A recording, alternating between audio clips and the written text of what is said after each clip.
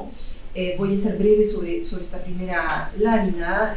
Se trata de un proyecto Fondesit que se llama La derecha en disputa, ideología, tácticas y redes en el Chile contemporáneo. Inicialmente lo que nosotros nos preguntábamos ahí era cómo la derecha radical, y en particular el Partido Republicano, logra construir legitimidad en el campo sociopolítico chileno, eso a raíz de los diferentes éxitos electorales que tuvo. Y esto implicaba entender desde la perspectiva de sociología política cómo este partido logra concentrar recursos, ocupar recursos, redes, tácticas para lograr legitimarse en este sistema más amplio, ¿no? Entonces esto obviamente lo conectaba con una pregunta que tenía que ver con el auge de las ultraderechas en el mundo, un contexto global de crecimiento. Conducía también, y bueno, además en América Latina, desde la llegada al poder de Bolsonaro en 2018, ahí marca un hito muy importante, después llegó Milei, conllevaba diferentes preguntas, conducía a analizar la evolución del posicionamiento de republicanos en relación a Chile Vamos, ya que una de las hipótesis era también que ante el debilitamiento de la derecha tradicional tendría a reforzarse una derecha radical, por lo tanto ahí uno tenía que pensar eso de manera relacional.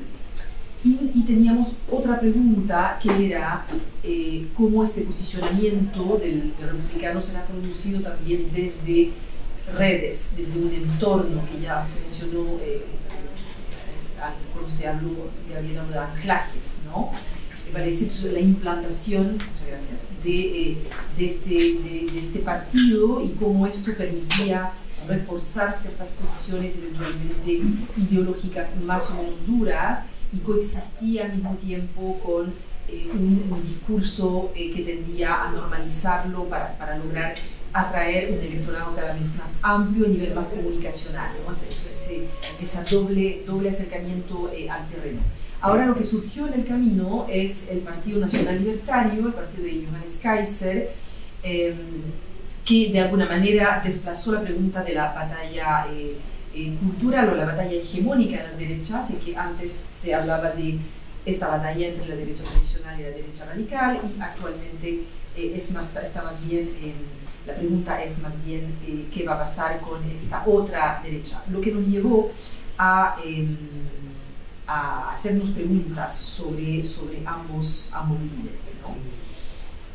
Ahora, ¿por qué esas preguntas están claras? Yo creo que tenemos dentro de poco una elección presidencial y la principal pregunta, creo, de la elección es cómo le va a ir a Johannes Kaiser, ¿no? Todos los medios están tocando ese tema y nosotros viendo el crecimiento de Kaiser, obviamente acá falta también el resultado o la progresión de las intenciones de voto espontáneo por Evelyn Matei, que es otra variable dentro de este campo muy amplio de la derecha. Bueno, ¿por qué ocupamos la cadena? Porque es la que permite una captura longitudinal de las intenciones de voto desde el 2022, y por lo tanto acá sacando Matei, que igual es un factor muy importante de esas variaciones, cuando obviamente hay ciertos traspiés discursivos, como los observamos, tienden a reforzarse otros candidatos de derecha, y es muy fluctuante en un electorado que va oscilando finalmente entre una oferta tripartita, digamos, ¿no? Entre estos tres candidatos. Lo que podemos ver acá, y que es bien interesante en términos de las intenciones de voto, es que cuando tenemos la elección de consejeros constituyentes en 2023, es un momento en que, como saben, el Partido Republicano gana la convención y sube también las intenciones de voto por el partido, ¿no? Eso se ve claramente en el primer hito que está destacado acá en la primera observación, y al revés, cuando pierde digamos, el plebiscito, luego en diciembre las intenciones de votos va bajando. Fue el momento en que incluso la academia hablaba de que la carrera política de José Antonio Cast había quitado, había muerto, digamos, ¿no? Y en realidad no fue así, continuó como variando el apoyo hasta que José Antonio Cast pudiera pasar a Evelyn Matei. Logra ser superado primero por Matei y luego la logra pasar, y en paralelo hace irrupción el Johannes Kaiser, que logra puntualmente en este pic que ven acá posicionarse en intención de voto arriba de José Antonio Cast, y esto va variando hacia el repunte que hemos visto últimamente. El pic de Kaiser de abril de 2025, es cuestión de ver lo que pasaba en ese momento, es el momento también en que toda la derecha radical decide unirse, ¿no? El Partido Nacional Libertario, el Social Cristiano y el Partido Republicano, para conformar un pacto parlamentario común, ¿no? Entonces uno puede imaginar ahí que tuvo algún efecto en también cierta legitimación extra de Johannes Kaiser en ese momento. Y bueno, obviamente el país vivía siempre lo mismo: crisis migratoria, crisis migración ilegal, etcétera, debilitamiento de la situación fiscal. Bueno, siempre esto está en el trasfondo de lo que vamos a ver acá como un elemento clave para explicar el éxito de estos líderes. Y también lo que tenemos en el mes de abril, cuando hay ese repunte de Kaiser, es que Janet Jara renuncia a su cargo luego de proclamarse como candidata a la presidencia de su partido. Eso pudo tener también un efecto, ¿no? En el endurecimiento de un voto que prefirió una opción mucho más radical, actualmente de Cast. Todo eso son conjeturas, pero para que vean que esto es muy volátil y se distribuye de manera volátil entre tres candidatos en función de las propuestas y de cómo va avanzando la coyuntura, lo que deja la elección, la primera vuelta, hasta cierto punto bastante abierta. Entonces, viendo este objeto, ¿no? Obviamente que incorporamos la pregunta Johannes Kaiser a la ecuación. Pero antes de seguir, dos palabras sobre si la incorporamos a la ecuación. Hay que preguntarse también qué sabemos sobre la ultraderecha en Chile, para ver cómo nosotros podemos posicionar nuestro estudio en relación a eso. Los estudios que existen son escasos, a diferencia de lo que vimos con Safia's de Francia, que son partidos muy antiguos, etc. Y están concentrados en el análisis del ideario de la ultraderecha. Ahí hay diferentes textos que citamos, ¿no? Los principales que se han escrito. Bueno, la idea de que José Antonio Cast había articulado un proyecto nacionalista, conservador, neoliberal, centrado en orden, familia y soberanía, lo que sabemos, ¿no? Toda la dimensión también de luchar contra el llamado marxismo cultural.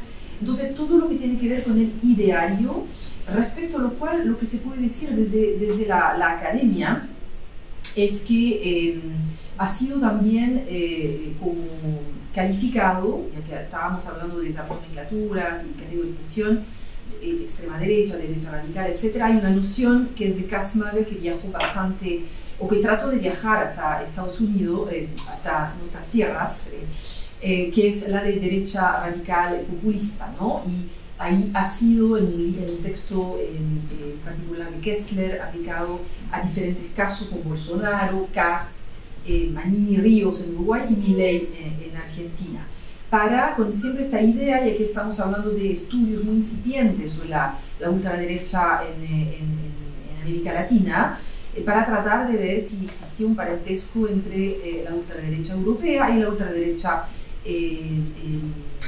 latinoamericana, ¿no? Entonces, lo que se ve acá, está toda esa reflexión sobre lo ideológico, es que el autoritarismo sí aplica debido al clivaje instalado por las dictaduras militares en América Latina. Por lo tanto, efectivamente, esa dimensión de la noción de madre funciona, pero el nativismo mucho menos. Por ejemplo, el nativismo que se caracteriza, como en el caso latinoamericano, más por la defensa de una comunidad, de una nación, mucho más que por una postura xenófoba de rechazo al otro, ¿no? Por lo menos estos textos llegaban a la necesidad de volver a los casos nacionales para observar ciertas especificidades. Y obviamente el rasgo muy grande de nuestra derecha regional es el libertarianismo que está encarnado en Johannes Kaiser, en Chile, pero principalmente en Milei, y la conexión entre ambos líderes también, como lo vimos con Gabriel, está bastante fuerte, ¿no? Respecto al tema del populismo, y ahí voy a llegar a ese tema porque forma parte de lo que nosotros estamos tratando de analizar, descartamos o no ocupamos nosotros la noción de derecha radical y no derecha radical populista, porque consideramos que el populismo es un estilo de hacer política y no un rasgo tan definitorio ideológicamente como puede ser el autoritarismo, por ejemplo, o el libertarianismo, una ideología más dura, digamos, ¿no? Entonces, precisamente es lo que voy a presentar acá en este paper que cerramos, que en realidad, para hacerla breve, hay muchos puntos en común entre ambos líderes. Lo que nos diferencia son estilos discursivos. Es un poco esa la tesis, y tratar de ver por qué en un ecosistema político determinado aparecen dos líderes, como que se va subdividiendo el campo de la derecha radical de esta forma. Y vamos a ver que esto se repite en otros contextos nacionales y hay muy pocas explicaciones para aquello. Pero brevemente, antes de llegar a eso,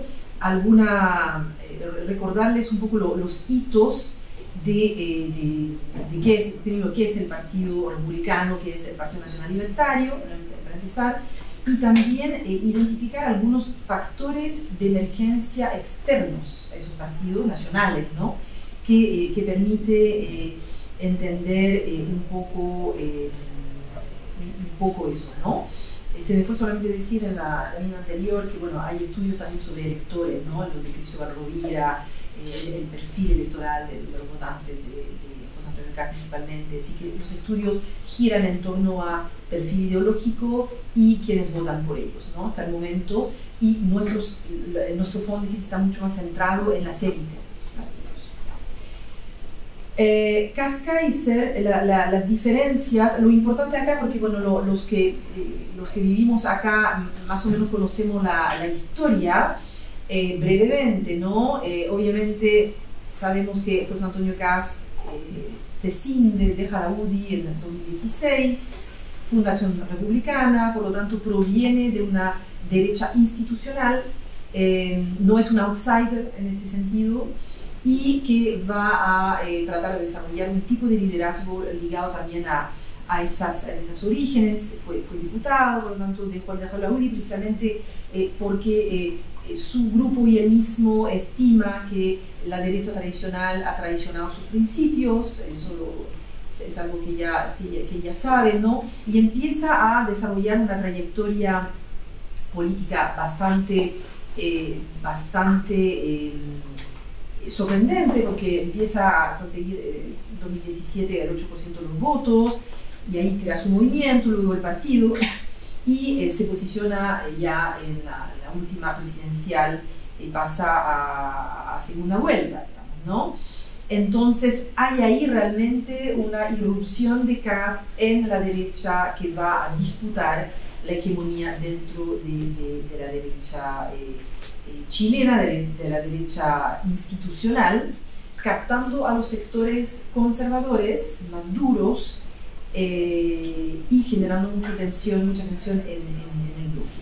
Luego tiene, bueno, duplica su votación en 2021 y ahora lo tenemos probablemente a portas de la presidencia, ¿no? Y otro hito importante es el sorpaso en las elecciones de consejeros constitucionales, ya lo mencioné, en 2023, luego el declive y luego el repunte, ¿ya? En el caso de Kaiser, tenemos ahí un perfil mucho más disruptivo. Kaiser empieza a militar en el Partido Republicano y construye su liderazgo desde YouTube, un discurso mucho más libertario, antiglobalista, y va a formar progresivamente su partido político.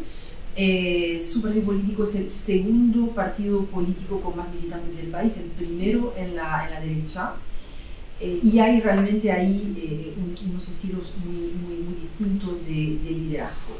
Lo que me falta decir, y que es lo más interesante, de repente lo que hay que recordar mucho más que la historia que ya conocen, la mayoría de ustedes, son estos factores nacionales de emergencia, ¿no? Uno puede distinguir, creo que 4 que tenemos en esta lámina. Un primer factor que tiene que ver con cómo le va al sistema de partidos, ¿no? Vale decir, brevemente, ¿no? Tenemos un sistema de partidos con una fragmentación creciente desde la reforma del sistema electoral de 2015.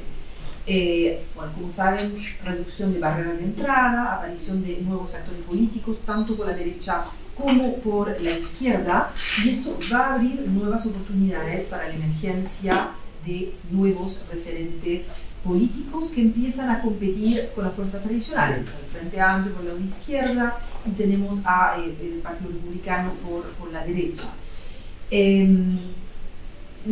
Salimos de esta forma del consenso centrista que había imperado en Chile y empezamos a tener estos dos polos de los cuales hablábamos ayer, ¿no? Una izquierda de verdad, una derecha, no tanto de verdad, sino que trata de recuperar lo que fue la derecha y que fue traicionado de alguna manera por la derecha tradicional. Lo que nos muestra la literatura, Memorial Study, Sartori en particular, es como hay como en el electorado una preferencia por partidos nuevos que se va a empezar a instalar y por outsiders también, con un efecto de volatilidad extrasistema muy importante. A veces el voto de los chilenos es un poco predecible de alguna manera, y bueno, con identidades partidarias muy debilitadas, aparición de fuerzas anti-establishment que no necesariamente se caracterizan por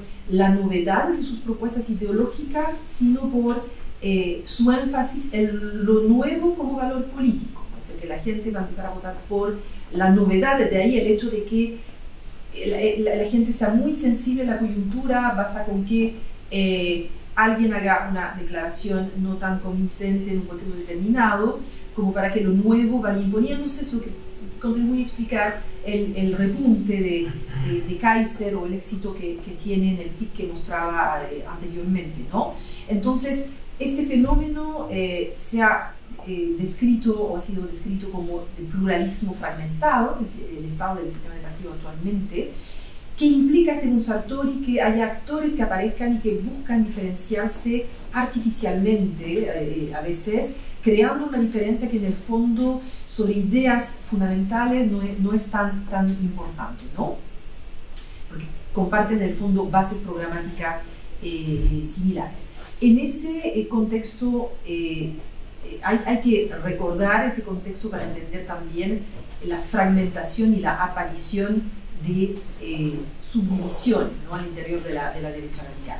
El segundo elemento que ya mencioné, el desperfilamiento de la derecha convencional, ¿ya? Esto es un lugar común de todos los países en que las derechas radicales han logrado fortalecerse. Se debe a la crisis de la socialdemocracia por un lado, eso también hay literatura sobre el tema, pero también a la propia crisis de los partidos de derecha tradicional, que simplemente se corren al centro y empiezan a agarrar banderas más progresistas en lo valórico o mucho más pro Estado en lo económico, que disgustan a muchos de sus seguidores que tienen la sensación de que hay una traición a la identidad, a la pureza de lo que es la derecha. ¿Ya? Entonces es otro factor muy importante, externo, que hay que tomar en cuenta. Y un factor que nosotros lo vimos mucho en el libro que se lanzó ayer, ¿no? Es la existencia o no de una coalición de izquierda que va a tener la capacidad de politizar causas progresistas. En Chile tenemos esa coalición con el Frente Amplio Socialismo Democrático que contribuye en el fondo a la radicalización del otro lado del espectro político al defender ideas, causas progresistas, principalmente plasmada en el primer texto de la primera propuesta constitucional, que van a tener un impacto muy importante. Si cruzamos esto con el estallido social, tenemos mucho de la explicación de por qué estos partidos se van reforzando en Chile, ¿no? Y lo último, la crisis como factor muy importante, crisis multidimensional. Yo creo que esto atraviesa todos nuestros países, los tres países. Son como características crisis distintas, obviamente con énfasis distintos, pero permite que va a poder gestarse un estilo político populista, ¿no? Ahora, respecto a la construcción de la pregunta de este artículo, ¿qué podemos decir? Que tenemos en la literatura muchos estudios sobre, en Europa principalmente, sobre la derecha radical y su diversidad, pero hay muy escasos estudios sobre las variedades de ultraderecha que han emergido dentro de un mismo país. Cuando nosotros empezamos a buscar los diferentes casos, vimos que había mucho más de uno, ¿no? Francia, Reconquête, fundado por Zemmour en 2021, compite con la tradicional Revolución Nacional. España, Vox, que, bueno, en fin, no voy a leer la lámina, pero ahí hay un referente que es menos radical, de hecho, que hacer nación, o se acabó la fiesta. Italia, Liga Norte, hermanos de Italia, Hungría, etcétera, ¿no? ¿Qué podemos ver en esos diferentes casos? Que hay uno más radical que el otro, para empezar, ¿no? Y que comparten en general posiciones ideológicas convergentes, pero se han diferenciado discursivamente en torno a ciertas nociones como soberanía nacional y han atraído electores similares a partir de énfasis retóricos muy distintos, ¿no? Hay siempre un estilo más institucional y otro que es un estilo más disruptivo, ¿no? Bueno, entonces hay varios ejemplos que se pueden dar, y esto, por lo tanto, para tratar de ver cómo podemos explicar esta variedad de ultraderechas, nos hicimos las siguientes preguntas, ¿no? ¿Por qué en un mismo país surgen liderazgos de ultraderecha con estrategias discursivas diversas? ¿Qué papel desempeñan las ideas en este proceso? ¿Y hasta qué punto alimentan estrategias de diferenciación en la arena electoral? ¿Qué factores de los líderes o de sus fuerzas políticas podrían explicar la adopción de estos estilos distintos? Para responder esas preguntas, proponemos el concepto de variedades discursivas de derecha radical. Este concepto, según nosotros, permite comprender como dos fuerzas que están situadas en un mismo espacio del espectro político ideológico, pueden diferir sustantivamente en sus encuadres, en cómo va articulando ciertos significados, cómo va a trabajar los antagonismos, en contra de quién construimos nuestra propuesta, y todas las estrategias retóricas. Y lo que decimos es que hay una insuficiencia, por lo tanto, de las teorías que solamente destacan el impacto de los factores que acabamos de ver, que son factores más nacionales, ¿no? Que hay que tratar de entender esa aparición más allá de los factores únicamente nacionales, haciéndose las preguntas que acabo de hacer. Entonces, lo que proponemos es analizar discursos, en fondo. Ahí Cristóbal Sandoval hizo ese trabajo, compiló 69 videos de ambos candidatos, se transcribieron vía Nota, un software de transcripción, y empezamos a analizar estos discursos para ir comparando los estilos, ¿no? Haciendo un cruce entre análisis político del discurso y análisis político retórico, ¿no? Y esta es un poco la propuesta comparativa, como decir, es una propuesta explicativa que tiene como ambición poder viajar hacia otros casos.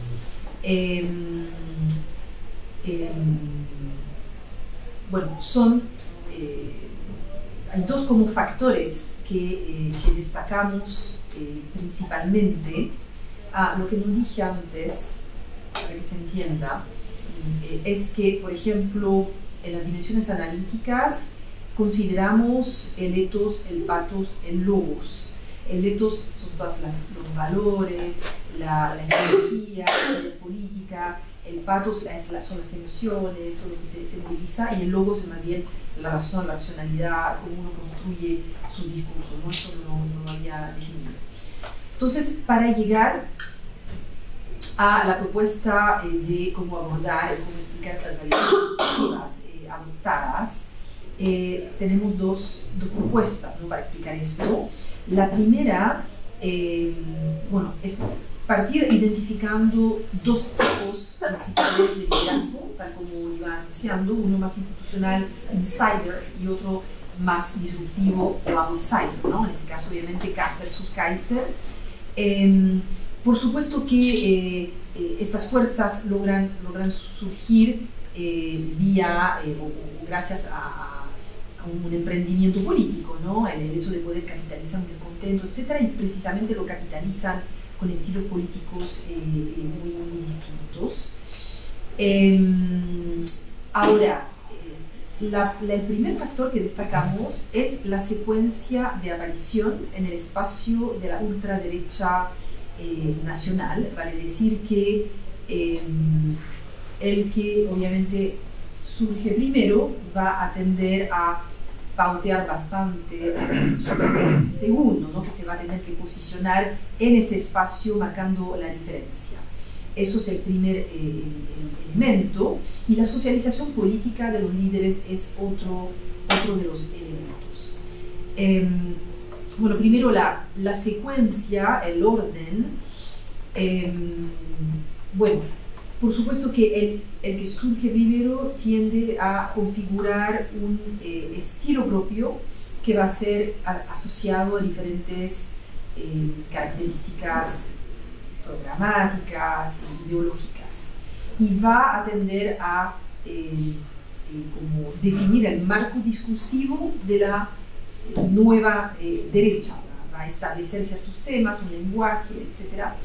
Y va a adquirir legitimidad en un campo institucional o mediático, lo que va a obligar a quienes llegan después, el segundo, a posicionarse en relación a esto. Para precisamente crear una percepción de que no es solamente la copia del original, sino algo distinto, aunque una vez más compartan un diagnóstico bastante parecido de la realidad, ¿no?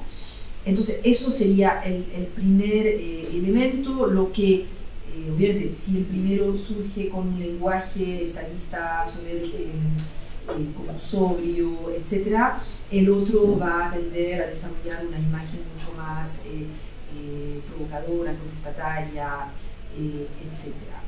El segundo elemento que es el de socialización que mencionaba, y ahí implica reubicar a esos líderes en sus contextos, obviamente, tanto locales como internacionales de producción. lo que podemos suponer es que cuando uno se forma en un partido político, cuando uno se socializa en un partido político antiguo, institucional, como por ejemplo el caso de Cast en la UDI, va a tender a adquirir un estilo, obviamente, más de insider que de outsider, ya que incorpora un saber práctico, un hábitus en función de esta socialización que lo va a predisponer a desarrollar determinado estilo. Entonces vamos a tener un discurso más convencional, etc. Y por otro lado vamos a tener un discurso mucho más disruptivo con el socializado más bien como espacios mucho más laxos, como principalmente redes sociales, aunque Kaiser haga una incursión en la política parlamentario, pero tiene una trayectoria política mucho menor y se forja su liderazgo principalmente en redes sociales. Hay una dimensión de socialización internacional que es también muy importante, que contribuye también a la configuración de esas estrategias discursivas, ya que los actores, en función también de sus redes, reinterpretan ciertos repertorios internacionales que también son coincidentes con el momento en que ellos van apareciendo. Y se relaciona también un poco esto con la secuencia, y van a también contribuir a difundir, a hacer circular marcos discursivos, tácticas de movilización, etcétera, inspiradas en líderes que son sus más directos contemporáneos, ¿no? Eso es la propuesta explicativa que me lleva a cerrar sobre cuáles son las diferencias que uno va observando. En realidad acá uno va encontrando en los diferentes discursos evidencias de ese estilo de liderazgo mucho más institucional por el lado de Kast y mucho más directivo por el lado de Kaiser. Por cierto, ambos coinciden en identificar Chile como una nación en crisis, cuyo principal problema es la descomposición del orden social, el avance de una izquierda radical, todo eso está.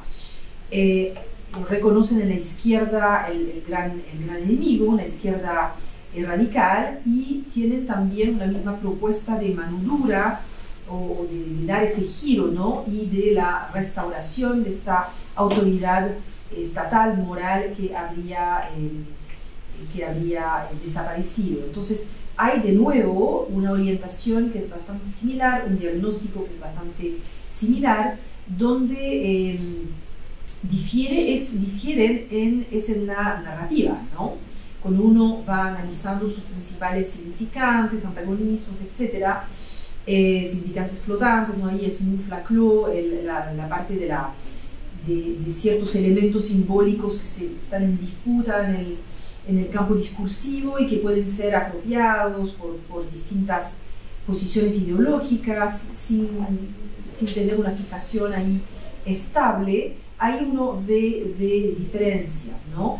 Bueno, principalmente Kast, las nociones, puntos nodales como focos claves están en familia, orden, Chile, etc. En el caso de Kaiser es mucho más el libertarianismo, la defensa de la soberanía, y hay también una capacidad de resignificar diferentes nociones. En el caso de Kast estamos mucho más en la resignificación de, bueno, por ejemplo, los derechos humanos, que es una noción tradicionalmente históricamente asociada a las izquierdas, a la víctima de la dictadura militar, y Kast propone reordenar ese significante mediante una distinción entre los aspectos positivos y negativos que tuvo el régimen de Pinochet, con el objetivo de desvincular la defensa del legado económico del tema de la justificación de los crímenes cometidos en dictadura, ¿no? Entonces hay todo un discurso sobre que la izquierda habría monopolizado esta noción de derechos humanos y que hay que como ocuparlo, volver a resignificarla en el fondo, lo que de hecho Kaiser dijo de manera bastante brutal en el último debate, ¿no? Entonces ahí tenemos solamente diferencias de intensidad en relación a lo que se va resignificando y releyendo. Bueno, Kaiser, uno puede hacer que por lo tanto el tema de derechos humanos uno encontraría en ambos líderes, ¿no? Acá solamente un número de discursos que nos hizo diferenciar casi Kaiser poniendo lo que Kass dice de derechos humanos y desarrollando más lo que Kaiser va a decir de fascismo, pueblo, etc. Siempre, en todo caso, lo que uno ve es que es mucho más evidente por el lado de Johannes Kaiser. Ahí hay mucho más agresividad en el discurso, va a cuestionar, va a acusar a los demás de ser fascistas, en el fondo, ¿no? Lo que Kass no entra tan fácilmente en este tipo de discusión, de choque confrontacional, ¿no? Entonces vemos ahí diferencias que son bastante interesantes. En el caso del pueblo, obviamente el pueblo para la izquierda es el factor del cambio social. Ahí tenemos una batalla, una forma de batalla cultural que tiende a cambiar el significado del pueblo. Ahí hay pequeños matices. Para Kaiser el pueblo es el ciudadano común, alguien cansado de las élites políticas. Ahí es la dimensión populista que mencionaba y que no nos convence lo suficiente como para hablar de derecha radical populista, porque es una vez más un estilo, una retórica, ¿no? que se va ocupando. Y en el caso de Kass es más bien el pueblo real, la mayoría silenciosa, un poco lo que hay en el RN también, que demanda orden, respaldo como que respalda a las Fuerzas Armadas, etc., ¿no? Entonces tenemos, bueno, podemos dar mucho más ejemplos acá de puntos modales significantes de los antagonismos. Si uno, bueno, el ellos, nosotros, obviamente que está en ambos, y hay pequeños matices que son una vez más mucho más estridentes en el caso de Kaiser que de Kass. Bueno, Kass sí alude mucho en sus intervenciones a los comunistas, a los grupos movilizados que son asimilados a las protestas violentos, a los jueces garantistas, también eso aparece. Y va a contraponer a las élites el Chile real, que es el Chile que quiere progresar, la ciudadanía trabajadora, etc. Eso es más Kass como pueblo patriota, élite izquierdista, que esto, una vez más, como es un estilo populista, no lo vamos a escuchar en debate actualmente. Ese estilo fue más un estilo de posicionamiento de liderazgo al momento del estallido social, de diferentes momentos, que no necesariamente se mantiene en el tiempo como un rasgo ideológico clave, ¿no? Bueno, Kass, Partido Comunista, en el caso de Kaiser, es mucho más como el antagonismo ahí adquiere una dimensión casi civilizatoria, ¿no?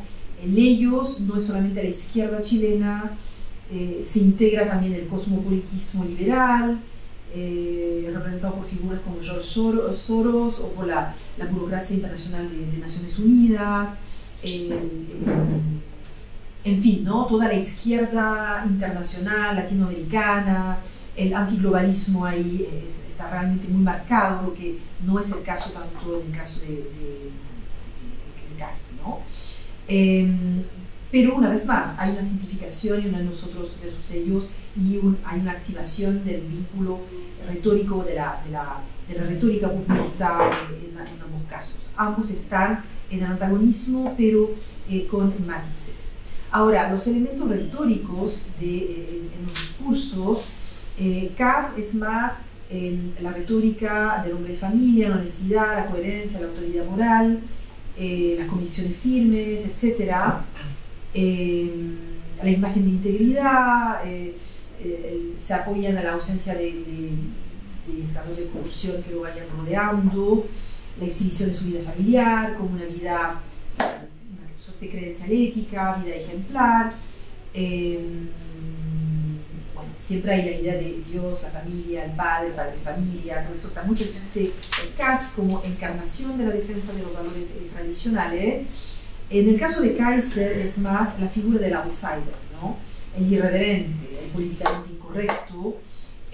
Ahí su credibilidad se sustenta en la percepción de autenticidad. De hecho, si ustedes ven la franja, es una excelente franja. La franja no dice nada, dice solamente ustedes saben a qué van conmigo, digamos, ¿no? Es auténtico, digamos, ¿no? Eso es el mensaje y hay toda la idea de que dice abiertamente lo que muchos piensan pero no se atreven a expresar, lo que decía Jean-Marie Le Pen, je dis tout ce que les gens pensent tout bas, ¿cierto? Bueno, acá también tenemos algo así. Traducido para la gente que no sabe hablar esa lengua tan maravillosa. Tan elevada. No, pero hablo... Yo digo en voz alta lo que los demás piensan en voz baja o dicen en voz baja. Exacto. Bueno, ahí está no sé si mi ley trae eso, pero dice, pero no es lo que todo el mundo dice por la Ya, entonces, bueno, en el caso de Kaiser puede ser vulgar, ocupar palabras coloquiales, etc. Una vez más, hay un disruptivo muy distinto. Para terminar, sobre Patos Logos, apelan ambos a emociones colectivas, siempre mucho más, una vez más, un tono mucho más fuerte en el caso de Kaiser. Bueno, Kaiser ocupa emociones como la ira, la burla, el temor, busca suscitar indignación en la audiencia, si uno ve lo que sus apariciones en YouTube, ocupa el sarcasmo, etc. Bueno, el patos ahí, el Kaiser ocupa su mayor expresión, lo vimos en los debates, en la defensa de la pena de muerte, ¿no? Donde apela realmente a emociones afectivas, emocionales, etc., en vez de argumentos. Y por último, bueno, siempre detrás de esto hay la idea de la comunidad amenazada que tiene que defenderse en un grado más o menos elevado, y hay siempre alusión a escenarios catastróficos, que son escenarios de crisis, ya que, por ejemplo, Internet le gusta mucho que Chile se convierta en Venezuela, en una nueva Venezuela, o un mundo medio sin propiedad privada, en fin. Todo eso para infundir miedo y sentido de urgencia, ¿no? Obviamente anti-Agenda 2030, para el desarrollo sostenible, todo eso se construye el temor en torno a todas las amenazas que esto implica para la humanidad, ¿no? Y respecto a logos, ahí vemos también diferencias mucho más claras. Kast tiende a organizar sus argumentos de manera mucho más sistemática, con datos empíricos, cifras, etc. Y es mucho más pausado en el tono, eso lo habíamos ya visto en el estilo de comunicación, ¿no? Y en el caso de Kaiser, hay como varios artículos que salieron sobre las aproximaciones de sus afirmaciones, ¿no? Como afirma cosas que no son para provocar, y por lo tanto va a fundamentar muy poco sus afirmaciones, y eso es parte también del estilo. Es más bien la retórica que va a prevalecer sobre la argumentación formal. Eso sería la diferencia, o sea, serían las diferencias entre los dos, y voy a creo que he hablado, está son bien. las 11:40, sí. ¿Cierto? Entonces concluyo. ¿Qué podemos sacar del estudio? Lo primero es que más allá de factores estructurales y contextuales, hay que tomar en cuenta factores mucho más relacionales, estilísticos, lo que pasa a nivel de la oferta de estos candidatos y de la forma de construcción de sus encuadres. Son liderazgos obviamente que no son equivalentes, hay diferencias, hay estilos distintos. Kast, hemos dicho, liderazgo institucional, conservador, partidista; Kaiser, disruptivo, digital y libertario, ¿ya? Hay dos factores explicativos clave que hemos destacado: la secuencia de aparición, ¿ya? El segundo liderazgo se configura en función del primero, y la socialización política previa, experiencia institucional, versus la emergencia desde entornos mediáticos alternativos. Después hay obviamente una causa, que es esa diversificación interna tiene una causa fundamental, incluso podríamos agregar otra causa, que es lo que rescaté de nuestra discusión, de la conversación de ayer, ¿no? Que es el hecho de que hay esa coalición que politiza temas progresistas, coalición de izquierda en Chile, lo que no es el caso en otros países de América Latina, y hay también una desideologización de la centroderecha que deja un espacio para que la ultraderecha crezca. El aporte del estudio, bueno, comprender obviamente la ultraderecha como un campo competitivo con actores que pertenecen a una misma familia política, pero que se diferencian radicalmente en sus formas de representación, de movilización, de liderazgo. Y lo que dejé fuera, por falta de tiempo, es la crisis, como es lo que estamos trabajando actualmente en otro paper, uno de los tantos. La crisis como eje estructurante, ¿no? Ahí la crisis de estos líderes es parte activa del repertorio discursivo de la ultraderecha, articula afectos, organiza identidades, deja de ser solo un contexto para convertir en un núcleo fundamental que articula su visión política del mundo. Y como no tendré tiempo, era para la discusión, Cristóbal Sandoval había preparado un cuadro comparativo Marine Le Pen, Jaime Milei, José Antonio Kast sobre Kaiser, sobre la crisis como eje estructurante, pero lo dejaré para una próxima, en base a la literatura existente, ¿eh? Así que felicitaciones a Cristóbal, que nos va a ver después en YouTube. Eso, gracias.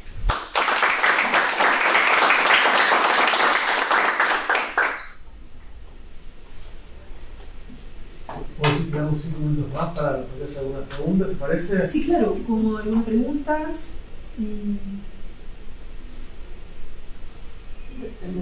¿Ya? Has hablado de volatilidad electoral y quería saber si esta volatilidad se hace dentro de la derecha, que hay gente que vota para la derecha radical, extrema derecha, o de la izquierda, o si habéis encontrado votos que pasan de un lado al otro y bueno, cuántos son y cómo se caracteriza esta volatilidad que caracteriza la situación. Si hay más, tomo más y respondo.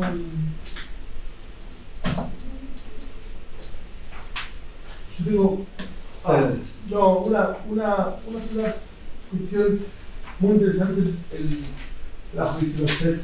Yo tengo una duda respecto si lo que ustedes están construyendo es más el repertorio discursivo de la extrema derecha, que ocasional y fenoménicamente se plasma en dos figuras, en el caso chileno, pero si son figuras alternativas o si son más bien elementos de un repertorio que puede combinarse de forma diferente en diferentes casos.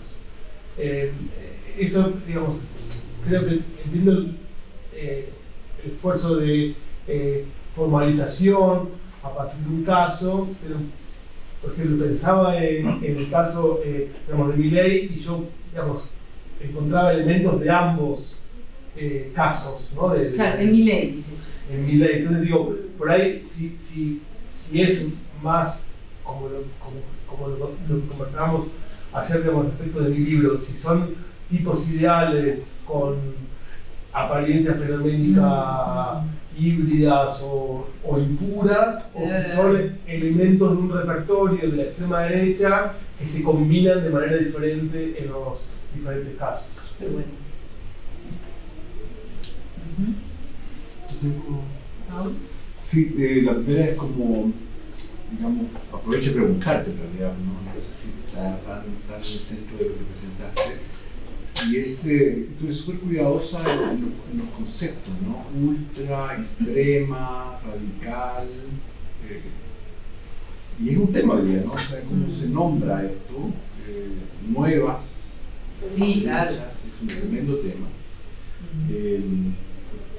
Cuéntanos un poco ahí cuáles son las decisiones que vas tomando, si puedes. Y lo segundo es que que bueno, me parece fascinante el problema que planteas, pero al mismo tiempo yo no dejaría el elemento estructural tan de lado, digamos, ¿no? O sea, por un lado está la cuestión de estilos, relacional, personal, que marca siempre un más allá, ¿no? Que te acerca más al concepto de ultra o de algo que sobrepasa, en este caso, lo institucional. Y dices, bueno, este es un fenómeno que no solamente se da en Chile, citaste ahí varios casos. Entonces, claro, si no se da en Chile solamente, hay algo estructural ahí, ¿no? Yo sé que no es, o sea, yo quisiera tener aquí a un Habermas que me diga, no sé, mira, esto está pasando por esto, ¿no? Es decir, que hay algún factor, fenómeno que explique por qué hoy día es posible que aparezca por el lado alguien más ultra. Claro. Sí. O sea, ¿por qué se da el fenómeno, digamos? No sé si me voy a entender, ¿no? O sea, tú aquí detectas que se da el fenómeno y que no es solamente en Chile y que tiene que ver con estilos. La pregunta es que es más profunda, que yo no estoy pidiendo que responda ahora, pero sé que es un temazo, ¿no? O sea, ¿cómo uno puede saber, cómo uno puede entender por qué ocurre este fenómeno? Y por ejemplo, no ocurre del lado de la izquierda. Porque si el Partido Comunista, la gente dice ultra izquierda, pero en realidad están diciéndole, están tratando de bajarle el perfil o de ponerlo en un lugar. Pero en realidad el Partido Comunista es el mismo Partido Comunista de siempre, digamos, ¿no? O sea, no es una salida por el lado, digamos, ¿no? Yo no veo salidas por los lados, a la Kaiser del lado de la izquierda. Porque ocurre además por el lado de la derecha. Bueno, son preguntas que yo sé que son tremendas y no son para responderlas ahora, pero Sí, pero parece... ayudan a marcar un poco más tu foco de investigación, ¿no? Sí, está súper buena pregunta.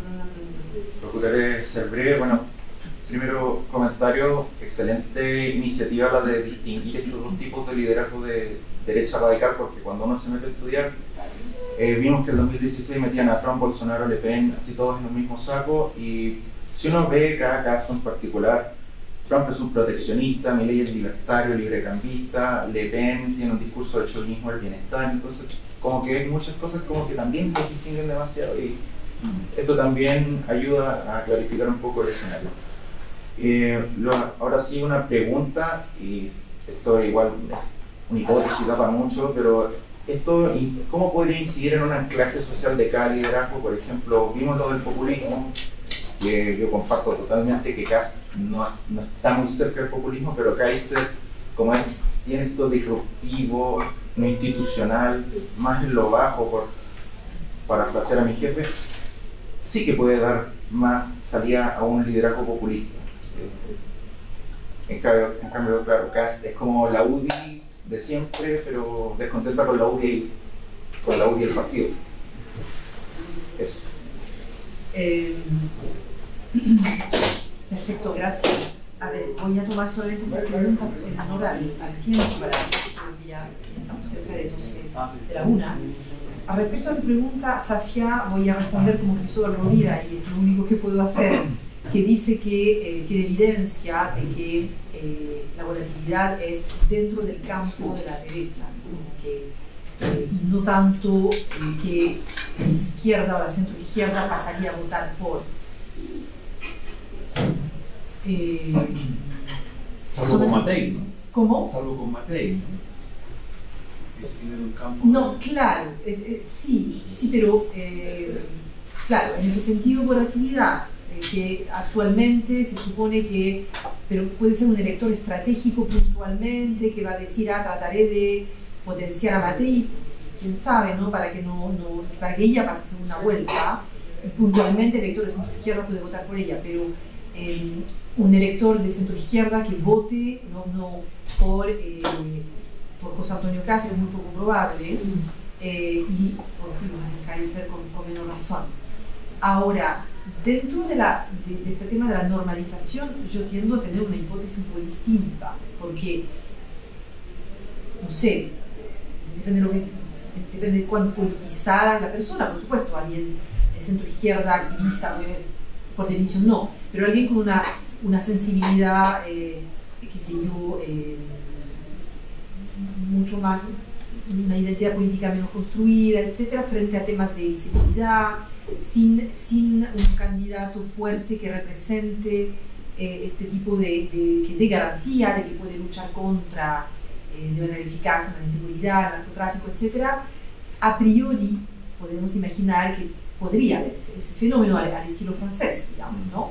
Que el mundo obrero pasa a votar por Marine Le Pen, pero no hay evidencia. Por ahora lo que dicen los que trabajan sobre el tema electoral es que es dentro del mismo sector que se produce. Eso sobre la primera pregunta. Sobre tu pregunta, Gab, está bien interesante. Yo creo que hay que diferenciar ahí. Lo que voy a decir no funciona en todos los contextos, pero el tema posicional, ¿no? Porque en el fondo Milei, por definición, por ser presidente, tiene igual, encarna una figura institucional, así que va necesariamente, puntualmente, probablemente a jugar ese rol, ese estilo presidencial institucional y sus expresiones mucho más excéntricas también mantenerlas, ¿no? Y por lo tanto los dos estilos están en él, profundo. Pero antes de eso, ¿Ya? Milei combinaba un discurso, de hecho, lo combinaba antes, dices tú. sí, porque de hecho cuando lo hemos ido a ver en vivo, en sus actos, y su discurso era una larga clase de economía, Forgamis, y en el medio una explosión performática anticasta. Era todo eso junto. Ya, bueno, ok. El tema es que ahí creo que la pregunta se plantea de forma distinta porque no hay diferenciación de la oferta en Argentina, todavía, digamos, ¿no? Por lo tanto, todo el tema de la socialización, de la secuencia, qué sé yo, no se puede observar, ver cómo funciona. Y lo que nosotros estuvimos, para ver si viajaba la explicación, tratando de ver en diferentes contextos, es que a grandes rasgos funciona la explicación, ¿no? Hay siempre uno más radical, más institucional, el segundo trata de imponerse también diferenciándose de manera radical, etc., ¿no? ¿Y pasó que hubiera uno más excéntrico primero y uno más institucional después? No, ¿O siempre la secuencia es al revés? No en lo que revisé, no, porque por definición, si tú marcas la diferencia, tienes que forzar un poco más el discurso para decir el otro ha traicionado a la derecha, porque todo es un poco una suerte de, ¿cómo se dice? Surenchère, Sí. ¿cuenta? Sí. De decir, lo que dice Kaiser de Kass también, ¿no? Eso sería interesante incorporarlo también, de decir, él es quien está en el fondo traicionando, porque él se entró en el proceso constituyente, había dicho que nunca lo iba a hacer, etc., y finalmente se vendió al establishment, ¿no? Entonces necesariamente tiene que ser más disruptivo de alguna manera. Ahora, más disruptivo que Milei, no sé qué les espera. Es como si Milei tuviera las dos almas en sí mismo, ¿no? Claro. Es como si tuviera Claro. la transgresión de sí mismo. Pero lo que tú dices también hay un juego interno interesante. Kaiser a veces le sale también puntualmente, si uno hiciera un análisis de ciertos debates, le sale al lado más presidencial en momentos, ¿no? Entonces, efectivamente, no son categorías puras absolutamente, ¿no? Pero a grandes rasgos observamos ese tipo de diferencia, ¿no? de hecho, solamente un punto respecto a eso. Yo recuerdo, no puedo acordarme el nombre, pero Kaiser era un youtuber, ¿no? Sí. Partió como youtuber y tenía otro youtuber al lado que lo acusó cuando él se metió a la campaña parlamentaria, lo acusó de traidor. No, es el ¿Cómo se llama? el que entrevistamos. Es un... No es Pancho Maro, es otro que es este tipo que siempre No es una Pedro foto- Col. ¿Ah? ¿No es Pedro Col? No, Sebastián Izquierdo. Sebastián Ah, Izquierdo, Sabe izquierdo encima, pobrecito. Sebastián Izquierdo lo acusa de traidor. Lo acusa de traidor por haberse metido al mundo de la política. Freudiano, ¿no? Pero Pancho Mano hizo lo mismo. Sí, pero que ellos eran muy cercanos. Pancho Valla tenía una posición mucho más, digamos, no sé, asociada al fútbol. Estos eran los youtubers, digamos, anarcocapitalistas. Sí. Con un discurso anarcocapitalista, un poco más de clase. Si quieres, se puede fragmentar aún más. El tema es si esto desemboca en una empresa. Pero digamos que él ya viene de una especie de al interior de su movimiento original, viene de una ruptura con eso, porque se mete al mundo de la política institucional. ¿No? Sí, claro. Por lo tanto, ahí puede haber esta tensión, es buen punto. Sí. Y en lo que tú planteaste sobre las categorías, bueno, claramente hablamos de derecha radical hasta el momento para ambos, y que es un tema efectivamente porque estas categorías son digamos, fluctuantes, pueden fluctuar, pueden moderarse o radicalizarse, y por lo tanto hay que ver cómo se va moviendo efectivamente. Y lo que tú decías de lo estructural, creo que hay rasgos que están muy claros y que tienen que ver con factores comunes de emergencia de las ultraderechas. Los 4 que estuve, la lista de los 4 que puse, ¿no? en la lámina, que eso se repite en todos los contextos. Por lo tanto, hay una dimensión estructural, sin lugar a dudas, pero uno no puede explicar esa variedad por la desindustrialización. Porque en la crisis económica aparecen en sí variedades discursivas, digamos, 2 líderes, ¿no? que con estilos distintos, ¿no? Hay que creo agregar una explicación que tenga mucho más que ver con la propia trayectoria, o socialización, como lo que decimos en la propuesta, ¿no? Así que sí hay una dimensión estructural, pero es insuficiente para dar cuenta del fenómeno, es un poco eso la corte del pelo. Y sobre la izquierda, yo creo que no la hay en Chile, pero podría aparecer una izquierda mucho más radical, que se vaya consolidando en la oposición, por ejemplo, pero en Francia tenemos esa derecha radical con el FI, y después una izquierda más moderada. Entonces, creo que en función de los contextos lo que hay que explicar es por qué emerge en un contexto, por qué no en otro, ¿no? Los factores ahí son, pero es lo que tratamos de hacer en el ECOS, ¿no? Comparar los dos contextos y ver cómo esto va diferenciándose. Eso, bueno, gracias. Muchas gracias.